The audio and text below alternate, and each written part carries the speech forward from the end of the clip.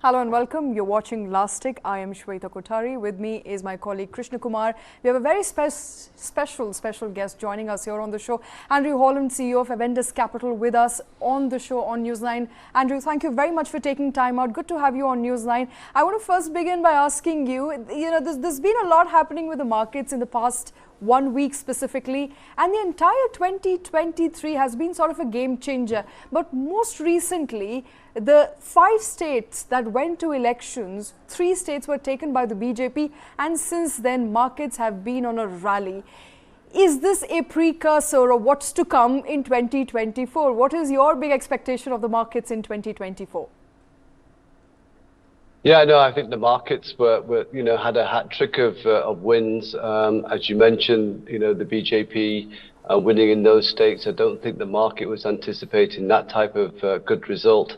The GDP growth, which came through a week before, with the RBI reiterating that the growth factors increasing the growth by 0.5% for the year.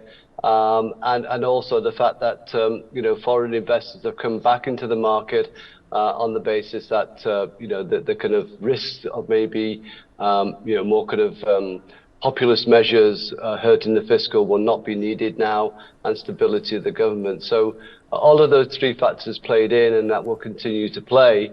I think the market's to the point where it's getting a little bit overboard. But with the flows that we've seen into SIPs, I think small caps and mid caps will probably have a nice kind of Santa Claus rally in the back end of the year. So nothing to worry about at the moment, but going into 2024, lots of issues I think will come up, but it's more global than it is local. We'll have to wait and see how those play out and how the markets gets affected by it. Right, Mr. Holland, this is Krishna over here. My question to you would be that what do you think are the big overarching themes globally that you think are going to impact the Indian stock markets going forward in the year 2024? So I think one of the, if I take the risk side of the themes, this week's a very big week in terms of announcements. We got the Federal Reserve, but just before that we got the CPI data in the US, and then we got the ECB and the Bank of England, in terms of their monetary policy. So, all bets are kind of saying that everything's going to be fine. Interest rates will look to fall in 2024.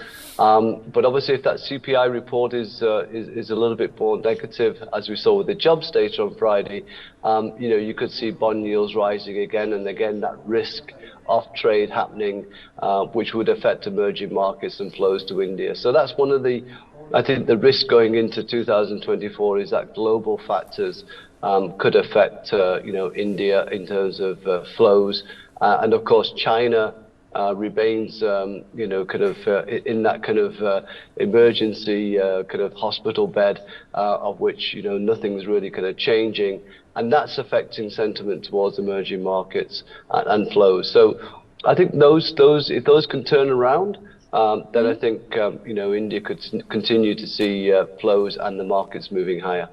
All right, and talking about 2023 specifically, the last month of the year has been quite remarkable for Indian markets. Come to think of it, the first week of December itself saw Indian markets rallying at an all-time high. Nifty touching the 21,000 mark. When can we expect the big 24 or 25,000 mark? In your assessment, is that something to look forward to in 2024? Yeah, I know. I think that's a possibility on the basis that given a stable government in throughout the year, then what you'll start to see is that earnings start to be upgraded as the multiplier effect of the government capex and private capex starts to play through across many different industries. So I think that will propel earnings growth in 2024, along with GDP growth as well, which I think will be upgraded. Mm-hmm. Therefore, you could see easily a 10 to 15% rise from here, which will get you towards that 24,000 target that you're looking at.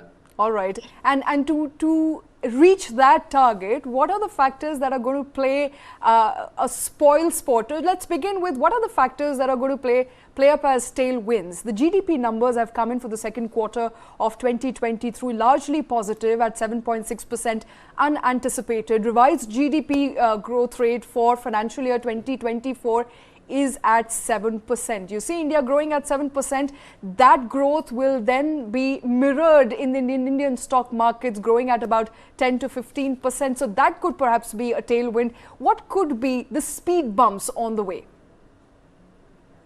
Well, the speed bumps along the way would be some of the factors I mentioned globally. And I think there's concern out there, which, we don't talk about too much at the moment, is if there's any movement later in the year towards, kind of any change in capital gains tax for the stock market. I think that's something that's been worried about. It's not talked about so much at the moment, but if that was to happen, that could be one of the speed bumps for the market initially, depending on what changes were made. But that's something which I think would have a negative sentiment impact initially. All right, and I want to go to sectors now specifically, Mr. Holland.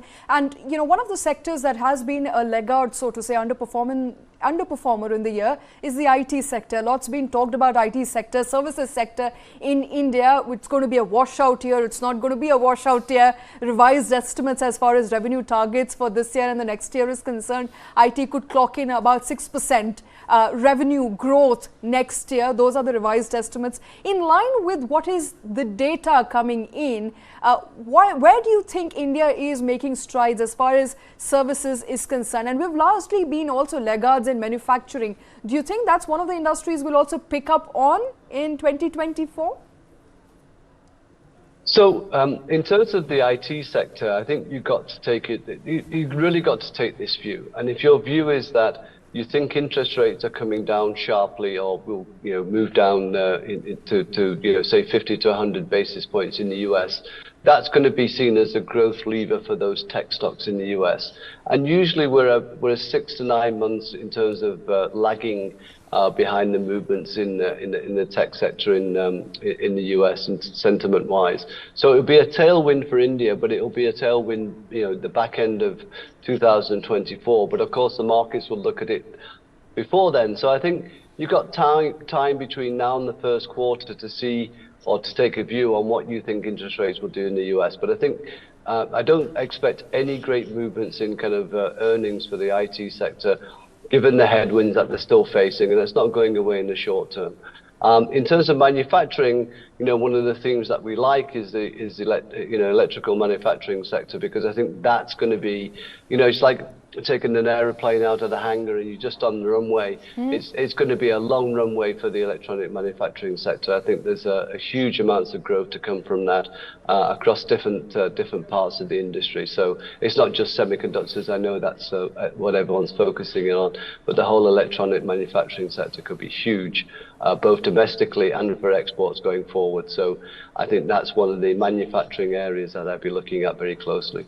All right, time for India to also perhaps move beyond, electronic manufacturing, and that is where the PLI kicks in, Krishna. Right, absolutely. And even as we talk about electronics manufacturing, we're also having ambitions to be a semiconductor manufacturing hub, and not just a semiconductor. We want to be self-reliant when it comes to manufacturing defense equipment as well. As a big move towards being Atmanirbhar in just about every single crucial strategic sector per se. Mr. Holland, going forward in 2024, I want to understand, are there any possible, ways in which, India's retail investors can sort of arm themselves on what to expect from 2024? Because we've seen the Indian markets shake off pretty much every single worry in the world possible. It did barely react to the Ukraine war. It barely reacted to the Israel-Hamas war. And it feels like, the Indian markets are Teflon coated in that sense. Yeah, we've become a low beta kind of market, which is surprising, right? I mean, when markets have fallen, we've gone in half the kind of fall, but risen as much. But listen, I think in terms of for the retail investors, whilst we can talk about, say, the market's going up by 10 to 15%, I think the themes below the main index are also going to be important to make money. And those themes, and you mentioned one of them, is defense. That's not just an India story, it's a global story, right, in terms of defense spending. Renewables is another area which is a global factor as well as for India. But beneath that, you got, I think, a number of themes which will play out. One is the kind of local kind of hotel, airline industry.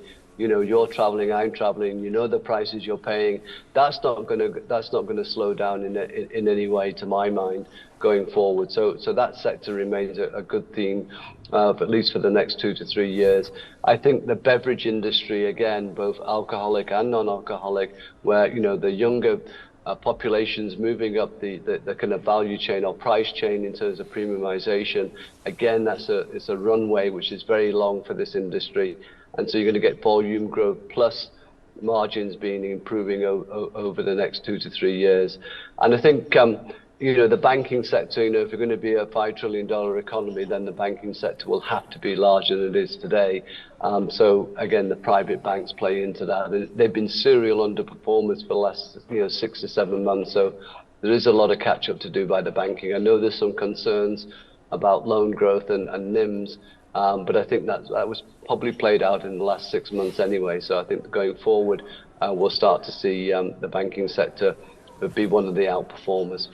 All right, those are Andrew Holland's pick for sectors if you're looking to build an election portfolio right ahead of 2024 general elections. But before I go to that, we cannot have a conversation on Indian economy if we don't talk about gold and crude. I mean, those are two talking points for every average Indian consumer buyer out there. On crude specifically, there's been a lot of movement, $20 per barrel additional payout to $20 per barrel low down within months, to gold prices which are now at an all-time high. What is your outlook on both gold and crude? So, in terms of oil, I think that the price is telling us what's really happening globally, and particularly in China, where there is a big slowdown. So, despite the fact that OPEC came with cuts in production, the price fell very sharply. So, unless there's any other geopolitical event to happen, which obviously is difficult to kind of forecast, then I think oil prices will kind of drift downwards from here, which is great for emerging markets. In terms of gold, I'm still scratching my head a little bit here because gold should have been the play for inflation, and now if we're saying inflation's going down, then I'm worried why people are buying gold. Is it because there's something out there which is we're not going to like, and it's going to be a safe haven? So I'm not sure why the gold price has been rising so sharply, but obviously it's good for everyone in India who owns and has gold. Right. Are you also worried about why gold prices are going up, or you have some inkling what's called a marriage and a yellow metal, and how the two of them blend together perfectly in Indian context? Right. My only concern always is that in an uncertain environment, they always say gold is the best bet. So, Mr. Holland, clearly Indians have are reading these uncertain times and making sure they keep buying so much gold that the prices always remain high. But while we're talking about gold and crude, my other question to you is always about the Indian rupee per se. Talk to us from the rupee's perspective. Considering gold and crude are going to behave the way they are, how do you see the rupee going forward in 2024? Well, it must be said the RBI has done just a tremendous job of keeping stability, despite what's been happening globally and the geopolitical events. So my guess is that if you are talking about interest rates falling in the US more quickly initially than emerging markets, then the dollar would weaken. So I would expect the rupee to appreciate a little bit from here, maybe towards the 82 level. But I think we're going to be in that range of 81 to 83. To be honest, I don't see that the RBI would want to see so much movement in the short term. And I said they've done a stellar job of adding that stability. To the rupee, which we haven't seen for a very long time, given all the kind of global events that we've seen in the past 1 year. All right, and Andrew, before we let you go, I think we more or less established the fact that Indian markets have remained insulated at a time of global uncertainty over the past couple of months to a couple of years. As far as 2024 is concerned, it's a significant year. India is going to general elections. Now, we've seen a rally, an unprecedented rally in the month of November and December on the back of the 5 state elections. Going into 2024, are you anticipating that sort of a rally to once again play out in the D Street, or has the market already factored in the exuberance?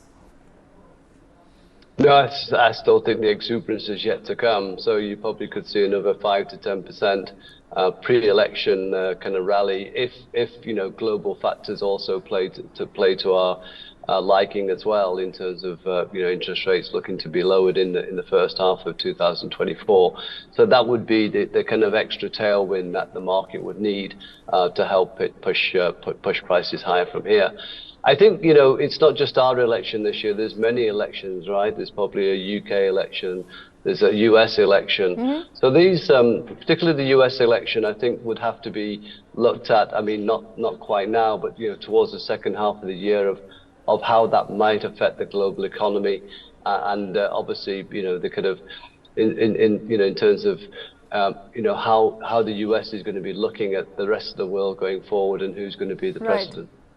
Absolutely. Andrew Holland, thank you very much, sir, for taking time out. Pleasure listening to you here on News9. My pleasure. Thank you so much for taking time out for speaking to us. And with that, up next, on 26th of November 2008, Lashkar-e-Toiba terrorists, with the help of Pakistan, carried out the worst terror attacks in India's history. Former NSA M.K. Narayanan recounts why India did not seek revenge for 26/11. Take a look at News9's exclusive.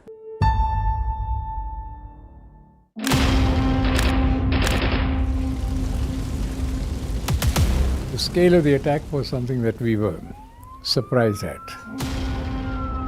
The LET, it was a kind of, we were called a joint venture of the LET and Pakistan. Interception of communications which took place during the attack confirmed this. My advice to Mr. Manmohan Singh at that point, when he asked me what are the kinds, was that till we were sure